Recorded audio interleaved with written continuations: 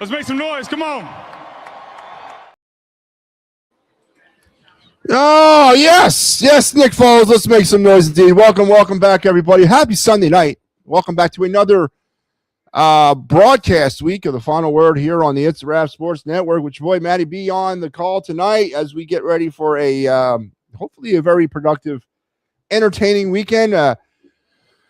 Big time sports event going on right now, so you're lucky that I'm taking time away from the the Dominican USA game. 1-0 DR right now. They're yelling in the other room. I think something happened. I'm not sure if it's positive or negative, but obviously a big time game so far in this game. Bryce Harper continues to come up small, and so did Kyle Schwarber with the opportunity to drive in some runs as Team USA's hoping to stave off elimination and move on to the finals against the winner of tomorrow's semifinals between Italy and Venezuela. So this show is not going to be – I'm not going to be here for 2 hours tonight. I do want to catch the rest of this game, so please bear with me on that tonight. I would appreciate it. But we're going to get into some things. Hello, Joe. How are you tonight? I hope everyone's weekend was great. I hope you guys had a fun time. I'm tired, man. It's been a long day. Eagles news. Dallas Goedert and the Eagles have avoided salary cap hell. The Eagles signed Goedert today to a 1-year, $10 million extension, which will save the Eagles roughly $20 million in dead cap space, which will then seemingly open the door now for an A.J. Brown trade. Now that they were able to get that deal done. I said this earlier today on the Homer and the Homer show in the morning that this is one of the first examples of the Howie Roseman let's kick the money down the road, chickens come home to roost type thing, as Dallas Goedert seemingly might not have been the best option for the Eagles at this stage of his career.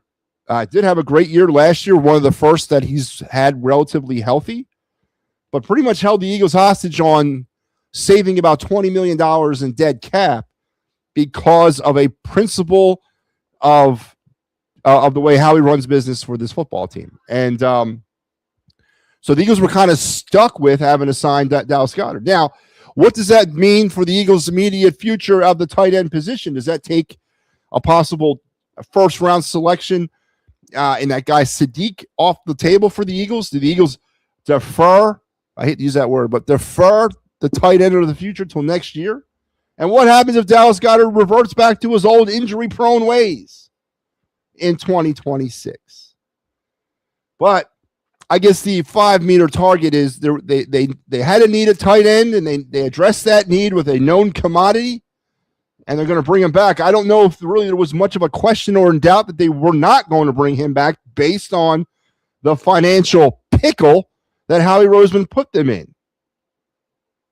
So Goedert will be back for one more year. What does this mean long term? Do the Eagles not go after a tight end in this draft? I don't know. And is that the right answer if they do? Or if they don't? I don't think they do now, honestly. There's too many other positions on this team that need addressing. You're probably going to have to defer that tight end until next year. But Howie Roseman working his ways, his magical ways, I guess. Some of you people out there believe he's something special. And brings back Dallas Goedert on a 1-year, $10 million contract, avoiding a $20 million dead salary cap hit in the process. So how is what's your feelings on that? Don't know exactly how I feel about it. Hello, Robert. How are you today? Big play slay just happened. Big play just happened. This big play slay. Big play just happened. Judge throughout. That was the you're on about in the other room. MattyB, Clear the Ice canceled or is going to still be on. Clear the Ice will return on Wednesday for the week. Taking it week by week, I guess, at this point. Taking it week by week, Joe Hal. Thank you for the question. Yeah, I think we're going to go back with it. I mean, I said if the Flyers didn't get any points out of last week's games, they ended up getting, what, 5? I mean, it was pretty impressive. So we'll come back with it next week or this week in the West Coast. Matter of fact, for those of you that care, here it is. Here's your schedule for next week or this week.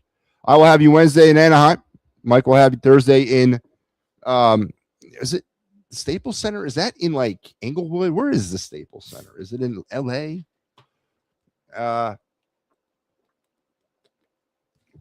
Then Mike will have you on Saturday in San Jose. So there you have it. There's our West Coast trip scheduled for Clear the Ice next week. I was supposed to have Clear the Ice last night. A little scheduling issue happened. I couldn't make it, so I do apologize for that. But that'll be what we'll do this week. All right, on the show tonight, though, we're going to get into some more of the Eagles conversation. Dallas Goedert, is it a good thing for the Eagles? Is it a bad thing for the Eagles? Or is it a thing that because of your, and I'll say it, your inept GM, they had to do? They just had no choice but to do it. And what are the byproducts of this move in reference to that other problem they have on this team in A.J. Brown? Does this now clear the way for an A.J. Brown trade? So this could have been a significant move in the Eagles offseason. This could have been the move they've been waiting to kind of finalize before jumping all in on how he's going to do this offseason. We'll get into that. I am going to address the issues about the Angelo Cataldi-esque thing. I honestly didn't see it live. I saw some chatter about it this morning. I ended up going back and watching that episode. What the hell's all the damn hubbub? I mean, they didn't say anything that bad. They spoke the truth. I mean, I don't know what everyone's so bent out of shape over. I'm hearing Johnny Marks coming on the air, all bent out of shape. Damn fraud that he is. I didn't hear anything that bad. I heard two guys that built something special in this town getting pissed off watching people take it apart. I mean, that's what I heard. I didn't hear anything over the top disrespectful. That's absolutely not. And even if I did, who cares? You have a right to your opinion. We'll get into that. I'm also going to address the Homer in the Homer show. You guys know about this program, right? Every Sunday morning we have a little pretty show here on the network called its Christian name is the Philly AM Sports Show. Or as I like to call it, the Homer in the Homer show. When you have two homers trying to out-homer each other. And this morning they both took it in interesting directions. We're going to get into some of that tomorrow morning or this evening. WBC Phillies action. We'll maybe address some of that tonight. As I don't know, man, about Team USA. I'm not feeling the offense. I haven't been feeling the offense all tournament. And if they can't figure out how to start, and I'm not just blaming Harper on this one. This has been a pretty much an interesting derelict effort from the entire group throughout this entire tournament. We'll address some of that, though. Get into some of the Flyers if you like. We will do the other night segment. We will not do the card review, and we will also do the Day in Philadelphia Sports History. So we're going to try to get most of the stuff in here on the show tonight. But again, I do want to not be on the air for 2 hours due to the fact that I want to get out there and watch the rest of that game. So Gunner hit a home run. Thank you, Star Wars, for the update. Star Wars, I'm going to need you to keep me going here until I get back to the TV. So is it right to say it is now 1-1 USA, Dominican Republic? Luis Severino out there pitching like Cy Young. I mean, what do you have? 4 strikeouts to the first rotation through the USA lineup. Is it 1-1? Did anybody verify that? Good evening, Matty. March Madness upon us. Do you make a bracket? I do, Adam, when I have any idea what's going on. Adam, I've not watched one iota. Matter of fact, that's a lie. I watched 3 minutes of St. John's versus, I think it was UConn yesterday in the Big East Tournament Championship game, waiting for the baseball game to start. That's the most of my college basketball viewing in 2026 or 25-26. So to answer your question, yes, but not this year. When I was watching that St. John's game, I was floored. When did St. John's get good? I mean, when did that happen? I mean, that blew me away, man. That blew me away. But yeah, I do, but not this year. I know Nova's in it though. I heard that. Nice. Oh, thank you, Adam. I appreciate that. Adam says, Robert says, Howard Eskin is a jerk. You know what, Robert?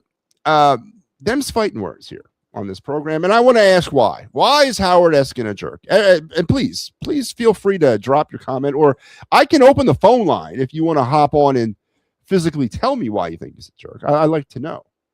Honestly, would like to know. So please expand on that. I'd like to hear your take on that. Hey, Tony, how you doing? Wow, you look a lot like Nick Sirianni. What's going on, man? Don't forget, if you're new to this show or to this channel, to this network, do me a favor and like, share, and subscribe. Do all those things the kiddies do. Help me grow this thing to be the greatest sports media platform in the world. So it's 2-1. Oh, Roman Anthony's hit a home run. 2-1. Awesome. So please help me out. WBC is a joke. Please, Robert, expand on that. I'd like to hear your opinion on that. Why is it a joke? Some of the best baseball I've watched. How can you sit for? I tried to be nice. I tried to lay back. Tried to be the voice of reason here.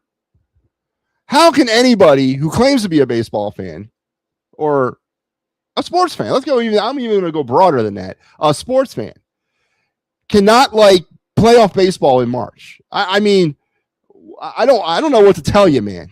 It's not a joke. First of all, the Dominican Republic lineup tonight might be the greatest 1 through 9 offensive lineup I've ever seen. They got Paul Skeens out there trying to keep them at bay. You got an opportunity in a charged up Lone Park Depot Stadium in Miami. Place is on fire right now. I wish I was there. You got playoff baseball in March, and you're going to say that's a joke?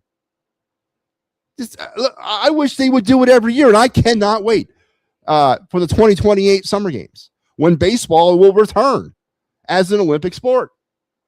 8 teams are going to get into the 2028 Olympics. Now, whether or not MLB will participate is unknown because it'll have to be part of the new CBA agreement.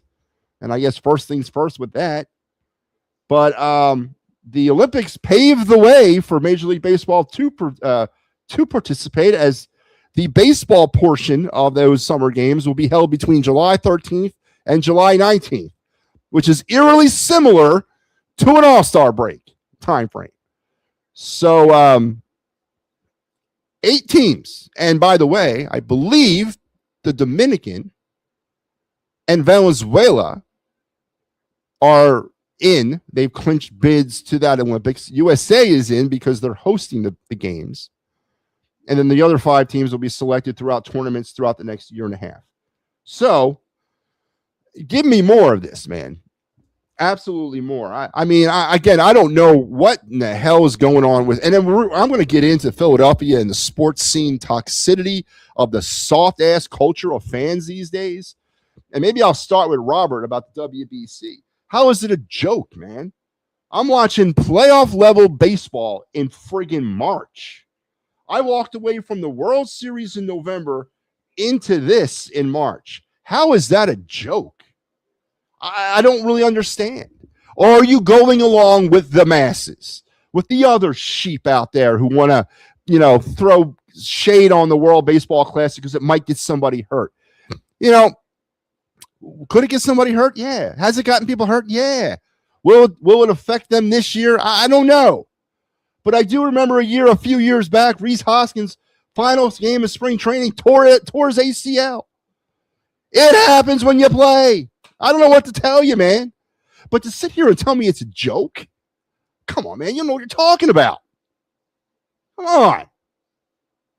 It's the greatest spectacle of baseball going right now. I wish it would be longer. I wish they would throw it into April. I wish the tournament was like every game was like a 7-game series. Man, it's a joke.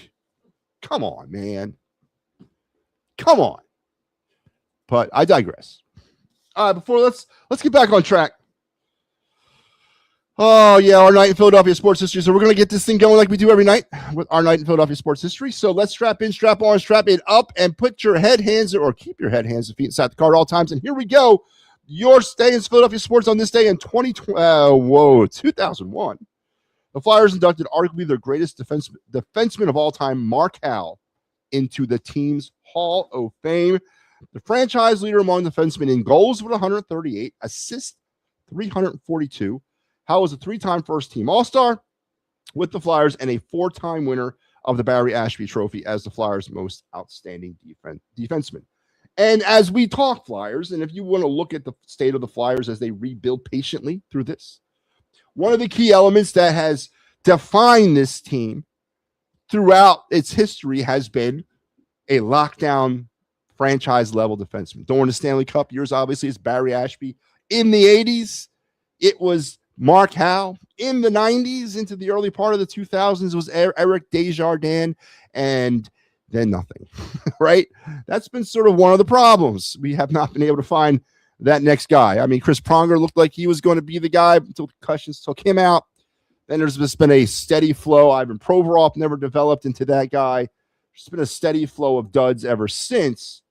So again, another key component to what's missing with this team is a lockdown franchise level type defenseman. And on this night back in 01, one of the best, if not the best, in Flyers history to do it. Number 2, Mark Howe was inducted into the Flyers Hall of Fame. And that was your day in Philadelphia sports history, a segment on this show brought to you by the good folks here that bring you all this programming. And here you have this coming week on the network. Tomorrow, it'll be just me and you. On St. Patrick's Day, Gridiron Weekly and me.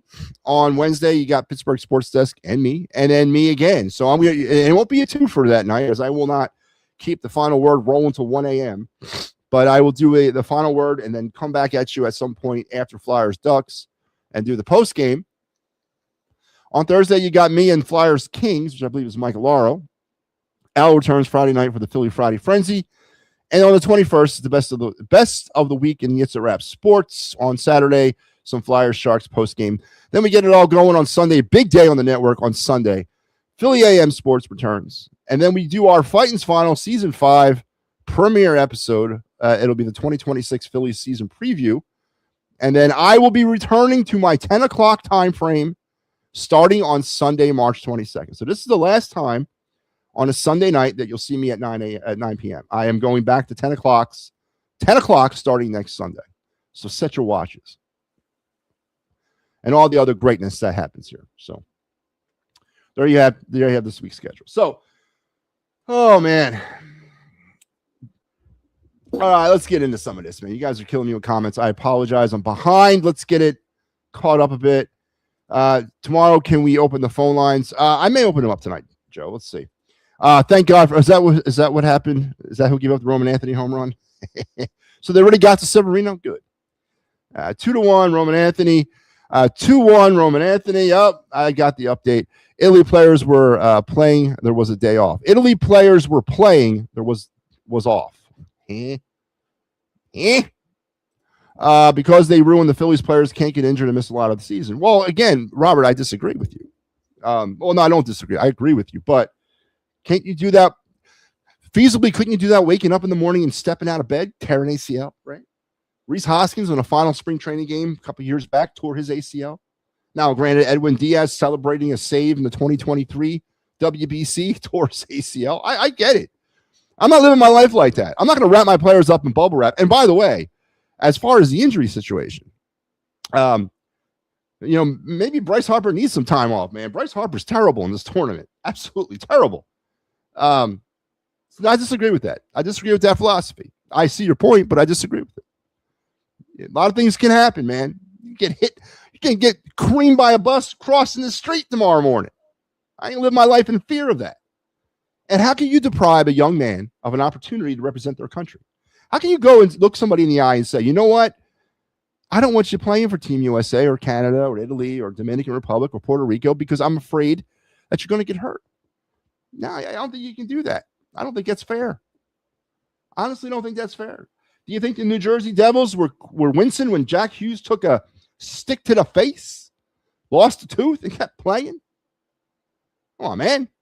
We're better than that, Robert. We're bigger than that. And it's going to be a nice little segue to my first point tonight. Thank you for your contribution. Not much, Dave. How you been tonight? Or how you been? Our phone line's opening up a bit. I don't know, Mike. I'll see. I don't want to be on here for 20 hours tonight. I really want to watch this game. But we'll see if I can. So listen, this morning, for those of you that might have been in viewership, I was contributing along with the Homer and the Homer show, or known as the AM AM Philly Sports Show with Mike and Big Al. And some of the propaganda they were spewing. I mean, come on, man. And what really upsets me about some of the stuff that was going on is Mike Lauro was like my age. Al's young. Al's like 10 years, or actually, Al's like 20 years younger than me, isn't he? Yeah, he was born in. He was like 20 years younger than me. But Mike's like maybe 5 years younger than me. Mike grew up in the same Philadelphia that I did. Mike was indoctrinated into the same sports base and fan base that I was indoctrinated into. And I don't understand this mamby-pamby second place love that we have in this town, or how you can sit here and gloat over the Philadelphia Eagles, not Philadelphia Eagles, but Howie Roseman specifically, because he led the Eagles to 3 Super Bowl appearances over the past, 10 years, whatever it is now. Okay. Getting to a Super Bowl is great. Winning it is the objective. So I didn't know we gave out points for second place. I honestly didn't know you even remembered who was in second place, right? All you remember is who the champion was. And getting the team to that pinnacle and winning 2 Super Bowls has been an outstanding accomplishment for Howie. But have you noticed one thing about this great period of Philadelphia Eagle football under the tutelage of Howie Roseman? It's not consistent. It's not. We win in 2017, and then we cannot get back there until 2020. Was it 4? No, when did we get back? 22? We lose that one. We get back in 24. We win that one. And then here we are, seemingly starting kind of over a little bit at this point. To gloat over that is great. It is awesome. 100% awesome. But to sit here and spin him as some other like superhuman entity that's infallible is ridiculous. Where is the criticism for not following through with ushering in the Eagle dynasty? Where is the criticism on that? Howie built a subpar roster last year for whatever reason. He might not have had the money because his philosophy of kicking money down the road is starting to come home and roost a bit. We saw that happen tonight when Dallas Goedert literally held the team hostage in order to save the Eagles $20 million in dead cap space. Where is the criticism for that? Where's the criticism for a draft class that underperformed in their first year? Because the way the Eagles went, and again, I get it, they're draft players. You got to give them some time at times to develop. I understand that. But the way the Eagles went about free agency last year, you were putting a lot of pressure on the draft class to hit. Because the free agents that were brought in were B and C level type free agents. So you were putting a lot of pressure on your ability to draft correctly in 2025, and he didn't do it. The Eagles got nothing from the 2025 draft class, and they got nothing from their free agents. Subsequently, it led them to a nothing season, and subsequently led them to a missed opportunity of ushering in the Eagles dynasty, a dynasty that is long overdue for this town. And what do I get in response to that from the Homer and the Homer show? I get the excuses. It's not easy to be a dynasty. It's not easy to go out there and win every year. Do you think Seattle's going to go back? The hell do I care about Seattle winning back-to-back? You're damn right it's not easy. I never said it was. All I did say was that there have been teams in the history of the NFL that have done it. In my lifetime alone, it's been what? The Steelers, the Niners, the friggin' Cowboys, the friggin' Patriots, and then the Chiefs. I have lived through 5 dynasties in my lifetime. And I'm living through the Chiefs one right now. I get it. It's hard. And I get it that not everybody does it. But I want my team to do it. And when they don't achieve that greatness, they should be criticized. They should be criticized, not made excuses for. Well, you know, they had injuries and, what's go back to where is it? I'm going to bring it up, man. I got it. It deserves tonight. I haven't done this in a long time. So tonight, I haven't done this in a long time, but I'm doing it.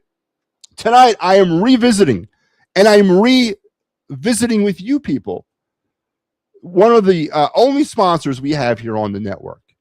And it's a superstore located in the Philadelphia area. You guys might have heard of it before. That's right. Big Al's Excuse Emporium. That's right, Philadelphia.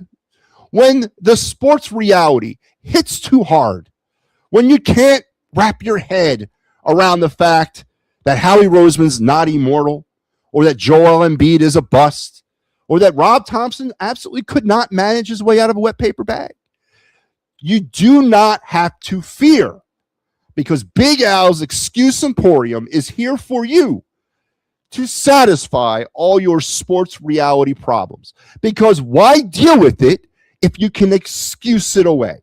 At Big Al's Excuse Emporium, that's what we do. Hurry on down, mention the It's a Wrap Sports Network and MattyB, and get 10% off all purchases. That's right. Big Al's Excuse Emporium, established in 2024. So there you have it. It's open for business tonight. And that's my point. And that's what I heard from Al and Mike. I heard Mike panning out the excuses too. I get all the reasons why they didn't do it. But nobody wants to address or take accountability for the fact that it was supposed to be done. It has to be done. We deserve it. No. We've settled into this second class, second place. It's okay. They can't win it every year. Namby-pamby, whiny little fan base. And it sickens me, man. Absolutely sickens me. And you know what? All this negativity shade that's thrown my way, it's not being negative. No, it's being controversial. It's being counter to the masses. Just because I say something that doesn't go along with the rest of the fish or the rest of the sheep doesn't make it negative. Because I guarantee you everything that I talk about, everything that I say, each one of you have thought about. Each one of you have entertained in your minds, but you're afraid for whatever reason to say it.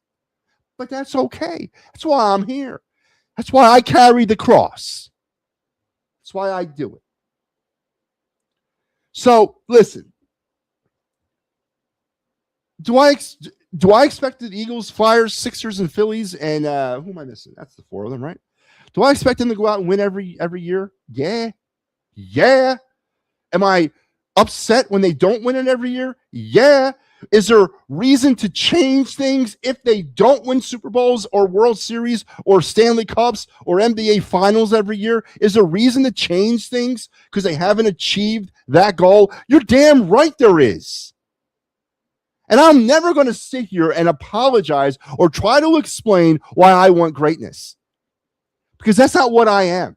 That's not what I was raised to be. I was raised as a Philadelphia sports fan. Not what you people are today. I don't know what you are.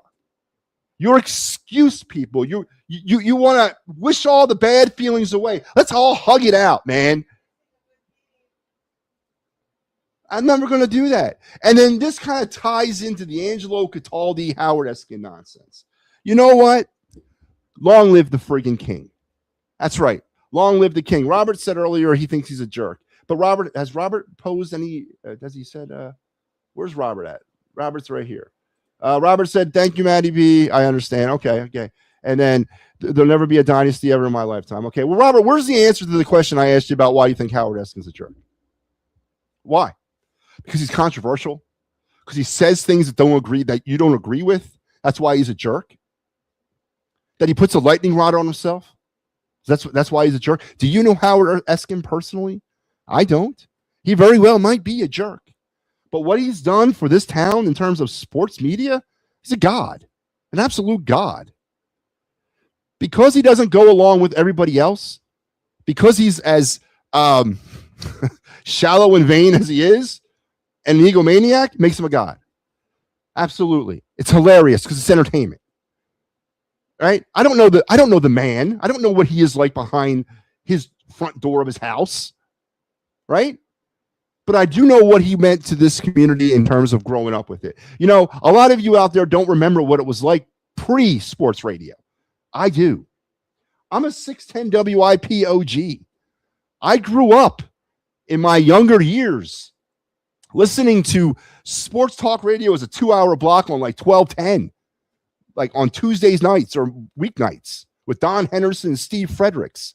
I grew up in those years. I was listening when Howard Eskin went on the air in 86 for the first time. All right? I remember what it was like, and I remember what it was built into.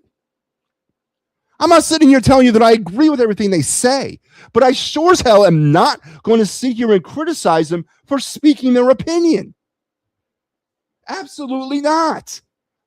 If you don't like their opinion, then debate them. If you don't want to debate them, then turn them off. Very simple. You want to cast judgments on people. For what? Their persona?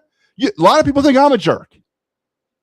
Nobody really knows me now, do they? Robert, do you know anything about me? About my life? No. You don't even know my real last name. Everyone's going to make, these sort of like, you know what I mean?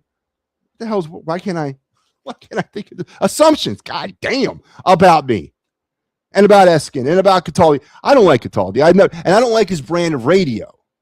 But again, I don't know Angelo Cataldi personally. And you're damn right. I understand where they were coming from. All right. They cited two different things on the interview that I agree with. The Jack Fritz standing ovation or Philly captain standing, whoever you want to attribute that whole Trey Turner thing to, was absolutely embarrassing for this city. Absolutely embarrassing for this city. I've never been more embarrassed to be a Philadelphia sports fan than I was during that whole time. Right? And then they also brought up a thing about Angelo. He doesn't listen anymore, but people fill him in on the radio or they fill him in through email. And he said, and he quoted one email that apparently a host at one time, he didn't mention who it was, when it was, but it was during a Phillies loss. It was a tough game that they lost. They didn't come through at a pivotal moment. Maybe it was an important game. He didn't really go into the details of the game.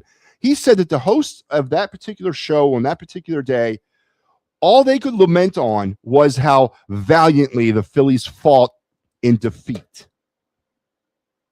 That's the wrong type of persona to judge or to present about this sport, this fan base. That's not who we are.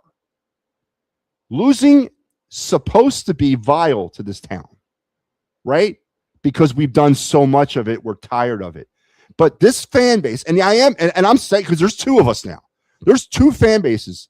There's like the Gen X and younger, and there's the like whatever Gen Y and older. There's two fan bases. And they're conflicting each other. To call up a sports talk show, or to listen to a host go over about how proud he was or she was of the Phillies going down in victory. They lost, God damn it. They friggin' lost. And then Mike Laro said, well, that's not the way it is anymore in this town, right? Mike said, we win now. We didn't win back in the 80s. What the hell are you talking about? How do you think I became a sports fan in this town in the 80s? My first conscious memory was watching Wilbert Montgomery run up the seam at Veterans Stadium, clinching the NFC against the Dallas Cowboys. And then if you backtrack that a few months ago, now that I can put everything together, going up to Frankfurt Ave, celebrating the Phillies beating the Royals in the World Series in 80. And then at 10 years old, down in Center City, a couple years later, at the Sixers parade. That's all we did in the early 80s and late 70s was win. I don't know. I mean, we were successful. It was the same thing that was happening then that's happening now. And I'm here to tell you, for all you people out there who don't think it can happen, the lean times can come. And Howie Roseman ain't going to stop that. No, he's not. Especially his let's kick the can down the road philosophy with money. Long live the king. Waiting, Robert. So Robert says there's personal reasons. Okay, well, Robert, again, two different things, correct? And I just said, did you know Howard Eskin personally? If you do, then okay, have your opinion about it. Again, but to blanket this whole statement, I don't know Howard, right? And first of all, I don't think he'd ever personally offend me because I'd laugh him off. I think he's hilarious. I guess I grew up in a different time. And again, Howard, Robert, I don't know. Everyone has their reasons if you think he's a jerk, right? But but a lot of times what I hear, he's a jerk, but nobody can back up why. And then what they tell me with the way he speaks. What do you mean the way he speaks? Because he goes against the grain? He's got his own opinion. We've become soft, man. We've become soft. So check out the Homer and the Homer Show every Sunday morning at 9. Let's put up the graphic. I do want to give them the proper plug. Homer and the Homer, or as it's known, Philly AM Sports Show, featuring Big Al and Mike Larrow every Sunday morning at 9 a.m. And don't forget, the good people at Big Al's Excuse Emporium. That's right. Big Al's Excuse Emporium. Bring the kids. We got hot dogs, soda, got water ice, got a little bouncy house there in the middle of the store. And then every hour on the hour, Al will tell you how the Phillies' trip to London a couple years ago struggled because the Phillies had to wear shower shoes and could not sleep in their own beds. That's right. Not because they went into some sort of slump about chase rates and swinging that balls way out the zone, but because they missed their mommies and did not like sleeping not in their own beds. So every hour in the hour, Big Al will regale you of that story. Man. All right, let's go. Let's recap here. 40 minutes in. I am going to open up the phone lines, but we're not going to stay on long. So let's get the phone lines open. You guys want to chime in, hit me back. Come on. Bring it on. Bring it all. I want to hear it. USA just got the bases loaded. That's not it. USA just got bases loaded jam. Just got out of a bases loaded jam. Good for you. All right. So the phone lines are open. So you guys know the drill. Click on the link. It'll bring you backstage. I'll bring you on and we can talk. What's on the table? Dallas Goedert. Did he hold the Eagles hostage? And what does this mean long term, both for A.J. Brown and the fact that the Eagles may or may not draft a tight end? The Flyers, had some life this week, but as they head out west, is this going to be a death roll for them? And is it really playoffs or bust for them? Phillies are coming down the stretch of their spring training run. Some players are struggling. What's Trey Turner batting, like 100, something like that? As we get closer to the season, is anybody feeling the pressure of that? WBC, of course, is the big story in town. We can even talk Sixers if you want. Again, I'll do a lot of the listening for that. I don't really know much about the Sixers, or I really don't care much about the Sixers to talk about them. But whatever you want to talk about them. Robert says there'll never be a dynasty ever in my lifetime. Why not? Why not, Robert? I just spoke of 5 in mine, and there's a dynasty. I've spoke of five teams just in the football world that have had dynasties in my time. Got to also count the Yankees in there in the baseball world. They had a dynasty in my lifetime. The Dodgers are living in a dynasty right now. I mean, there's 7 dynasties right now, and that's just in football. The Bulls. I lived through the Bulls dynasty. There's 8 dynasties. So why is it so? Why do you think it's so rare? Again, I want to understand why you think that it'll never happen. And more importantly, why would you think that it shouldn't happen? That's what I'm more concerned over. Why should you not hold your team accountable to deliver on that? For all the greatness I hear people spewing about the Eagles on a daily basis, you would think we're in the dynasty era right now, and we're not. And now Robert says he doesn't think there'll ever be one in his lifetime. I've just counted off 9 of them. in my lifetime. And we're currently living in 2 of them. So why not the Eagles? Yes, that's my whole point. You reserve these loser, and again, take it for what it means. These loser mentality ideas, man. And you don't want to hold anybody accountable. Al said, I want to burn it down after 1 year. I never said that. But where is the criticism on Howie Roseman for failing to deliver last year? You know what the criticism I've heard on that is? Howie we trust. Howie season. How he's going to do it. Well, what happened in 2025? Or is that Kevin Patullo's fault? Is that KP's fault? Did he ruin the 2025 season? Did he assemble the roster too? Where is the criticism of Howie Roseman from last year? And why is it just brushed over? I think people have mentioned it to sound politically correct, but they don't really mean it.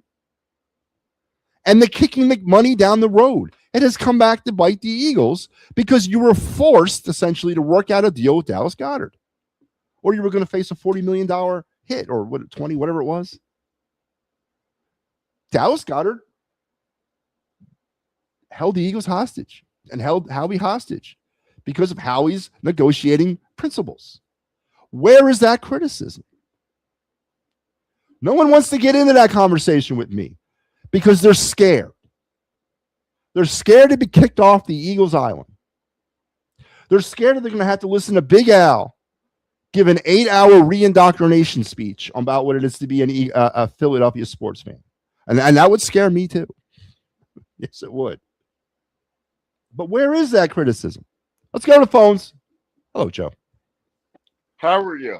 I got 2 questions. I don't want to talk Eagles. Can the Flyers realistically make the playoffs, and why? Can the Flyers quickly make the playoffs, and why? Realistically make the playoffs, and why? No. Why? And why? They just don't have enough. Okay. Because last night, going in after they lost, they were 4 points out of the wild card. Well, they got a point last night. It was a non-win. Yeah. Well, they should have won. And the guy that hit who was the bump? Should have got no, who's the one that got injured in the first period? Barkey. Well, the guy that should hit Barkey should have been ejected. Yeah, but didn't Barkey hit him back, or was that a separate player? Separate. That was a separate player. Separate. Yeah. Barkey that was a bad hit. That was terrible. When is cut down day for the Phillies? Because I could see De La Cruz as an extra outfielder. 25th. Okay. That's it. Quick to the point tonight, Joe. You said sweet. Well, I want to watch the game, man. So yeah. Thank you, Joe. Tomorrow we'll get back into the more of the routine. Harper showed up. He had a nice double. Yeah, okay, so he struck out in the first inning, and then he hit the double in the third, right? Has he batted since then? Yeah, he grounded out to third base. Grounded out. Okay. It's not been a good tournament for him. I'm concerned about Harper. And I heard some guy the other day tell me, or I was listening to something, and he's like, well, Harper hasn't played much in this tournament. I'm like, what the hell are you talking about? He's started every game but one. And in the game he didn't start, he came in as a pinch hitter. He's played every game. Schwarber looks good. He had a good good. That strikeout in the third inning when he was standing up there and took that thing right down the middle. That didn't look good. He just had a looping single. Well, Schwarber's had a good tournament, absolutely. And Schwarber's been fine. Keller's been fine. Dante Nori's tearing it up for Team Italy. Sanchez has been wonky in the tournament, and Ranger Suarez pitched really good yesterday for Venezuela. They go to the finals, right, today? Yeah, against Italy or Venezuela. Who do you want them to play? I want to see Italy because I want to prove that was not. That's not even close. USA and Italy's not even close. So we'll get to see Aaron Nola versus Bryce Nah, he Harper. wouldn't pitch. Nola just pitched Saturday. He pitched yesterday. He's not going to be able to pitch Tuesday. No, he didn't pitch Saturday. Oh, no, he's pitching tomorrow. Sorry. Yeah, and they said he could be in a bullpen. Yeah. Yeah, I mean, if they only pitch him like 3 or 4 innings, Skeens is getting tired. Yeah, and that's my only concern. That's a big concern of mine. I'm not in love with the rest of the staff. The Tariq Skubal nonsense really is pissing me off the more I think about it. Tomorrow they're going to go with McLean. That's what they said if they advance. I don't like that at all. I am a little concerned about that. And the closer is Jeff Hoffman. They brought him in. I don't think. Well, I mean, and the chips are down. I'm going with Mason Miller. I don't know about you. I'm throwing him out there. I don't know what you. They brought him in he came in to replace what's his name, old man, friggin' Kershaw. So, but yeah, I mean, chips are down. I'm going Mason Miller. Hoffman may be an 8th inning option. That was it for today. Go watch the game. All right, man. We'll talk tomorrow, Joe. Phillies will not win more than 90 games. No, and listen, it's not the 90 games. I'm not worried about 90. I'm worried about 13. Robert, my mentality about the baseball postseason, it's almost, and I'm not saying I disagree with it. I've always been, even growing up when it was only one team per division, back when it was only 2 divisions per league, and literally only 4 teams made the playoffs. I thought that was ridiculous. I've always thought that's ridiculous. I was a big fan of the wild card when they implemented that. I was a big fan of that 3rd division when they implemented that. And I was even a bigger fan when they added on the extra 2 wild cards, honestly, or the extra wild card. To me, 90, 85, 82, whatever it takes to get in as a wild card, that's all I care about. It doesn't matter to me. The mentality of that for a 162 game season has changed. And that's why you kind of see some of that, like, they don't necessarily take games like that seriously. Teams are not pushing anymore because they know it only takes about between 83 and 85 games typically to get a wild card. I don't care about 90 wins. Hell, I don't care if they go friggin' 82 or 81 and 81. If 81 wins was enough to get in, then so be it. I care about the 13 wins that they need in October. That's the number I care about. But I'm not judging it anymore.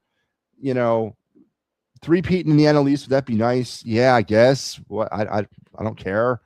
I just want them to get in, honestly. So judging that, unless it's like in the 60s or 70 win total, I don't care. But other than that, that doesn't matter to me anymore about the 90 wins. If you can get in the playoffs with, now, of course, if you need 90 wins to get in the playoffs, then yeah, you get 90 wins. But I don't judge it anymore like that. I'm more of that, let's just get in, mentality. I should have said the Eagles or Phillies will never be a dynasty team. So I disagree. You had it in the palm of your hand for the Eagles this year. I don't think there's any question if the Eagles would have won the Super Bowl this year that you could sit there and say this is not the Eagles dynasty. With being in 3 Super Bowls in 8-9 years and winning 2 of them and being back-to-back champs. There was no question that would have been a dynasty. And Howie Roseman did not, and then we talked about it on this show a lot. Howie Roseman did not do enough. And now I don't think purposely he did not do enough. I just don't think I think he used whatever resources he had. He just didn't have that many resources due to this let's kick the money down the street mentality. And now it's really starting to hurt them because you had to bring back Goddard. So again, I disagree with that. The Eagles had it in their palm of their hand right now, but we don't talk about it. No, the so-called, Eagles experts out there, or the so-called positive sports hosts, or the positive guys who want to lift up the team in the city, they don't talk about the missed opportunity of not ushering in a dynasty. Instead, I hear the excuses of, well, it's hard. Not every team gets that. What do you want them to win every year? Yeah. But we don't spend enough time discussing why they did not get the dynasty. They should have had it. Even with the problems they had with the issues with the offensive coordinator, the issues with the offensive line, Saquon missing a step, whatever, A.J. Brown's drama, Jalen Hurts' midness, they still had an opportunity. Where is the criticism on Howie Roseman? Where is the criticism of trading 4 draft picks since September, including a 3rd round on Jalen Phillips that you didn't get back? You got some of those picks compensated through the compensatory picks from last year. But where's the criticism of Howie on that? Of missing on just about every free agent he brought in here last year. Where is the criticism on that? Of costing this team an opportunity for a dynasty. Where is that criticism? Nobody wants to give it because you guys are scared. You think you're going to be peered out by people like what's that idiot down in the mornings? The guy with the beard, Stifle. There you go, Phil Stifle. The Phil Stifles of the world are going to shame you. You're scared of them. I don't get it, man. I don't get it. Sixers need to be pulled now. Oh, excuse me. Oh. See, I'm missing again. You guys got to give me like a play-by-play here. I don't know what's happening. Nice win for the Sixers against. I thought, Dave, for a second, I thought you said against Poland. What?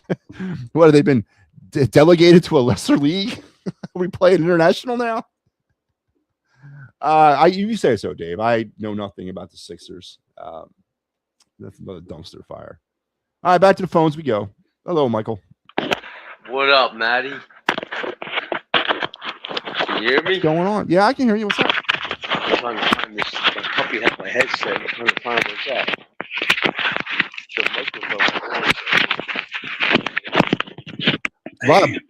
that. Oh, there you go. Is that? That's yeah. better.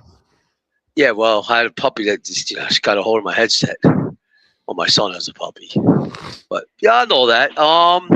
This is the first game I watched out of the World Baseball Classic. The Dominican Republic, I've never seen a loaded. Oh, that's loaded. Yeah, it was loaded, man. Loaded.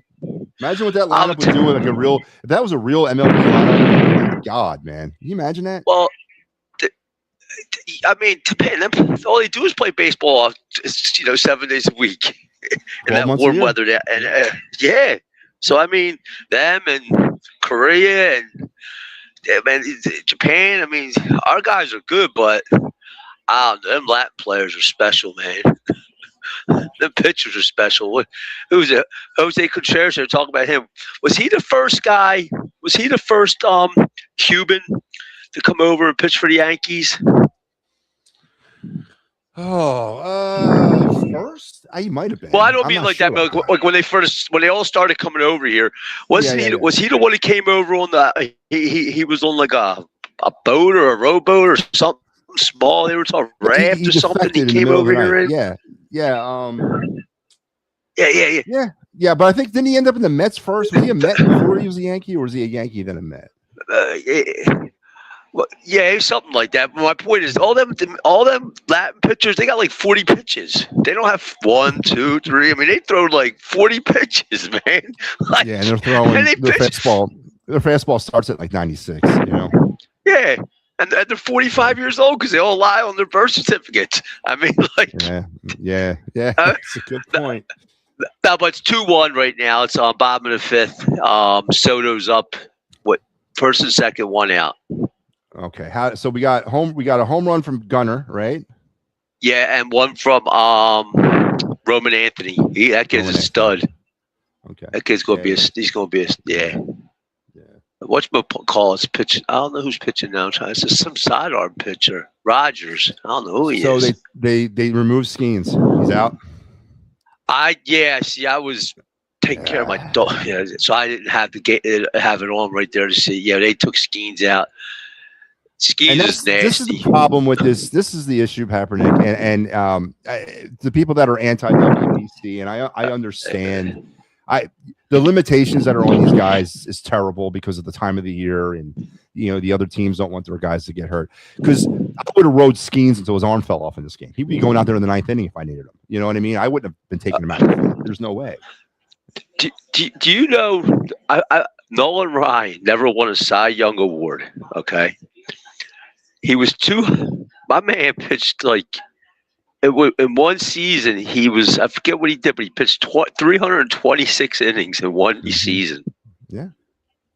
And Paul, that's what when I say when I mean special pitchers comes along now and then, that's Paul Skeen. That's why I say you go in all on this guy, man. Go all in. I mean, this guy's winning Cy Young award with what, Pittsburgh, who's averaging what, one. He's giving up like one run. So I mean, when he pitches, I mean, it's unbelievable. Oh, did you see it? So Wheeler had changed his address. I think I sent you that. Yeah. I saw that. About maybe retiring now. Sure, Yeah, the CBA's coming out. He ain't stupid. No, he's not. No, he's not. No, you're right. He's not stupid. He's going to get paid. And that kid Dante Nuri is really good, or whatever his name is. That kid from the Phillies pick, who's playing for what, Italy or Canada or one of them. Italy. Yeah, he's really good. He's batting 500 in the tournament. Yeah, he's listen. And Nore, a lot of people have sort of not followed him. He was taken in 2024, first round draft pick of the Phillies. He's already rocketing up. He should start the season this year in AAA. So there's not a. I mean, you may see him by the end of the year. You may see him, and he may be the new left fielder or the new right fielder next year. Well, no. Can he do worse than Marsh? That's what I'm saying. He might be up there. You might see him at some point this season. I mean, I get it. You know, and Gilbert Rincones Jr. I mean, I get when I hear, oh, these guys are better off in the minor leagues because they need their swings. Man, look, you want to save money, you shouldn't sign Rodriguez, put Rincon in right, that kid in left, and Crawford in center. That's what they should have done. I didn't know much about Nuri. I started looking him up. I was like, this kid. I'll do Atlanta. If he was in Atlanta, he'd be up and starting. Yeah. He'd be starting. Rincones Jr. would be starting. I'm telling you. That's what the outfit would look like. Yeah, you're right. But you're saying about Howie, it's true. I mean, look. I'm always on the fence with Howie because it's like, for all the stuff he does bad, then all the stuff comes in good. You know what I'm saying? Comes in bad. So it's like, I mean, he's got to take responsibility for the picks. Yeah, but it's the coaching staff who has to get them guys ready. No, I agree with that. But listen, when you look back at the 2025 offseason, Kaepernick, what jumps out at you? What great needs did he solve in free agency? Don't forget, he left 5 starters on defense walk away. He let 1 starter on offense go. And that 1 starter on offense ended up being a key member of a missing offensive line in Becton. We never really replaced him. Well, I think the only thing he did good was bring Fred Johnson back, because for some reason Fred Johnson plays well. You know what I mean? He's that backup that they need, and he plays well when Lane was out. He didn't start off well. He got his groove, but he does play well. And I think that's the only one. The other guys, no, he didn't. The guys he signed, no. Adoree Jackson. I mean, I'd rather have burnt toast, the guy Isaiah Jenkins, man. Out there. I mean, Jacorian Bennett. I mean, we're going to rely on Michael Carter III to be a vital part of the secondary next year, because we just don't have any other options there, and unless they draft another safety, which they probably will. And then Dallas Goedert. But Michael Carter's not a safety. He's a slot guy. He's a slot guy. That's why I said, could we see Cooper DeJean be moved to the safety spot? Because he is a ball hawk. He's always around the ball, and they could slide somebody right in the slot. Could he be a starting safety with the Eagles next year?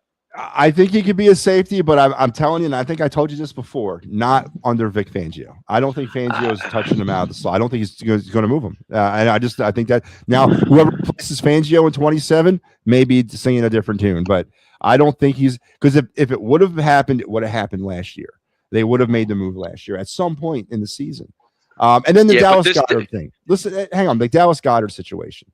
The more and more I think about this, the more and more how he screwed this up by giving him his contract last year through deferred bonus money. I mean, what the hell, man? I mean, he had to make up that cap room. Goddard had the Eagles against the barrel. He could have done whatever he wanted to do or walked away and really screwed the Eagles over. And I'm not saying Dallas Goedert is a bad, fallback choice, but there's no guarantee he's not going to have another injury-free season. And this is also going to put off the fact that they probably will not go out and draft a tight end this year because they got Goddard. Well, he's only signed for 1 year. They might. I don't know. There's too many other holes on this team right now to fill. Yeah, well, yeah. I mean, I think the DB2. Hopefully, that Rick Wooten works out there. Yeah. We'll see. But he's got he's got a little attitude about him. I mean, I don't know if that's going to cost us. We were penalized for over 1,000 yards last year. I don't think we needed a guy like that to come in here. I don't know, but.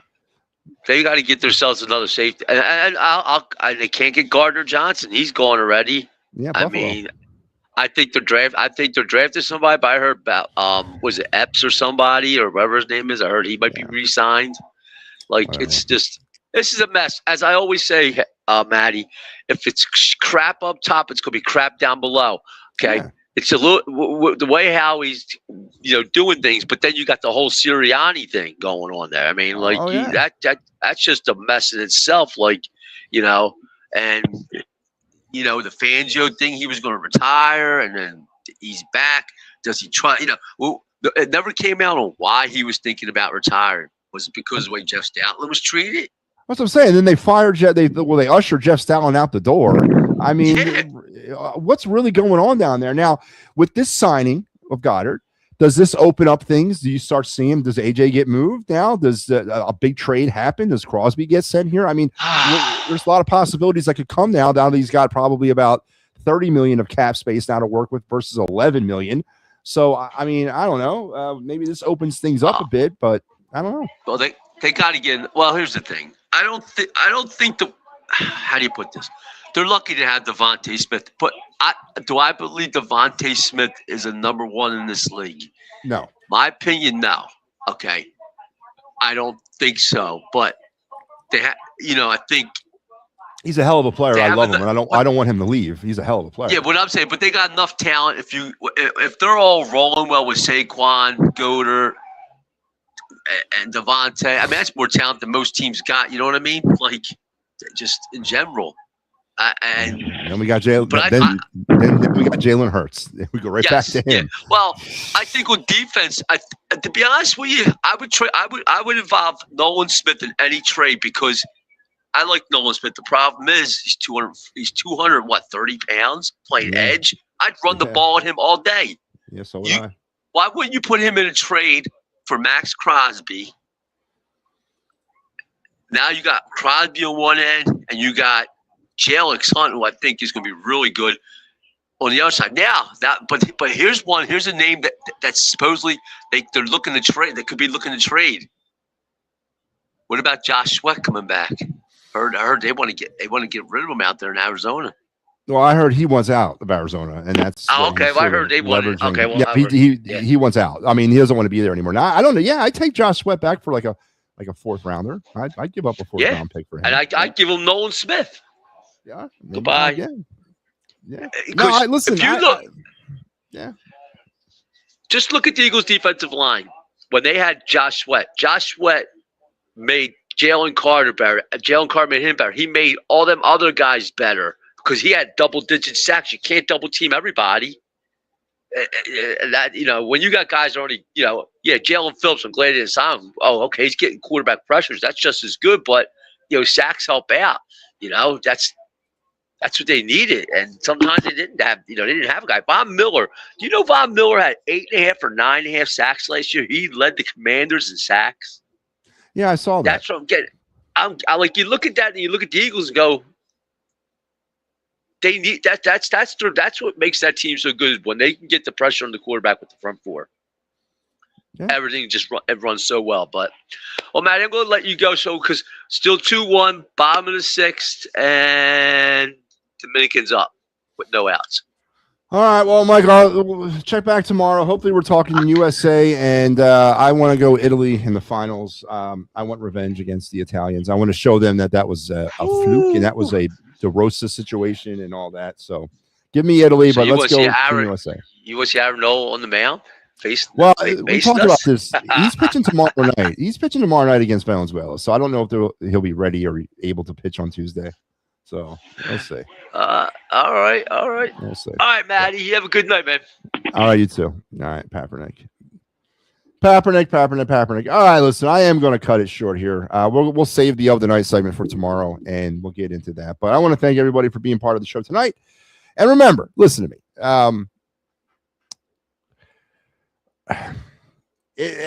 Perception is in the eye of the beholder, right? I mean, you guys can look at me and feel that I'm negative or whatever, but I challenge you to think of it from your point of view. What am I doing differently than you are, right? I am taking the same hardline stances, but I'm taking it on a different side of the spectrum. I'm the same as you, right? But a lot of people want to hold the moral majority over me because they're on the side of evil or good. I'm on the side of evil, which is ridiculous, right? And same thing with that skin, Cataldi. I was not a big fan of Cataldi. Never was. Just didn't like his stuff. I didn't like his brand. I didn't like the way he ran his show. So, but I don't have any personal opinions about the man. I don't know him. But I have a kinship to Howard. It reminds me of it reminds me of growing up in Philly. I'm sorry, he does. And I will forever think that. So, again, this right versus wrong, good versus evil stance that we take in this town against each other, it's just ridiculous. It's never going to be, if everybody walked around with the same friggin' opinion, whether it would be positive or negative or controversial or positive, whatever, how boring would this be? This would be a boring ass world we live in. All right. But people want to because you're going to speak out controversially about the Eagles, they hate you. Well, why? Because unless your takes are completely off the planet Mars and you're talking nonsense, then why shouldn't you? Because I get, like I said earlier, I guarantee you things that I say, you out there have thought, but haven't spoken for whatever reason. Fear is probably the big one. So remember it that way, or think of it that way. But thanks a lot for joining me tonight. I am going to tune in to some World Baseball. Jax is a very good pitcher, very good young pitching prospect. Cal Riley is not catching well. He didn't start because his career average against Severino was 150. So I imagine that's why they didn't go with him tonight. Would you see him later in this game at some point? Probably. You might. I don't know. I don't know if they make a defense. I don't know if he'll show up as a pinch hitter, but he could. Maybe they make a catching switch at some point in this game. I don't know. But that's the reason why he didn't start, was because he was batting. His career against Severino was 150 or 160 or something like that. We're going to do one card tomorrow. Easy there, Joe. I have all day long to sit around and put together card presentations. I mean, I got a life to live, man. We'll do one tomorrow. All right, I promise. And we will get back to the other night segment and all the greatness that's happening here on the network. And remember, next Sunday at 5 p.m., please mark this day on your calendar. The Titans Final will return for its 2026 season preview episode, as we will take a look at the 2026 Phillies as we get you ready for the start of the 5th season of the Titans Final, a Phillies post-game show here on the It's a Wrap Network. And me, Al, and Mike will be your hosts. So please tune in for that. And this is your Clear the Ice this week on the network. I'll have you Wednesday, Mike Thursday, and Mike on Saturday. And here is the schedule. This stuff will all be present on our social media sites tomorrow morning. So make sure you're checking there. Until we talk, you guys enjoy the rest of your night. Go USA. And enjoy the rest of your weekend. Enjoy your day back at work tomorrow. And we'll talk tomorrow night. I'm out of here.